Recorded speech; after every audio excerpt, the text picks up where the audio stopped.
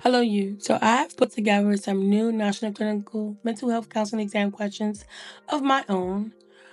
These questions are not the story-based questions, they're more so to test your knowledge in certain areas that's covered on the exam. And then you can use the case studies that I will provide later to help you actually put that into a counseling session in a scenario.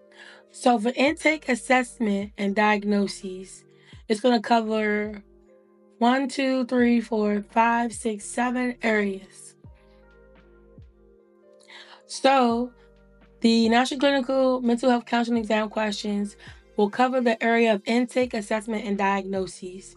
And you have human growth and development, human behavior in the social environment, biological theories, assessment process, client interviews, assessment tests and tools, diagnostic tests, and lastly, indicators for risk to self or others.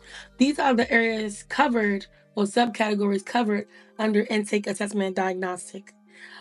I believe there are a total of over 91 questions here. It took me a while to do it, but I enjoy it. So please let me know what you think about these new National Clinical Mental Health Counseling Exam questions, and happy studying.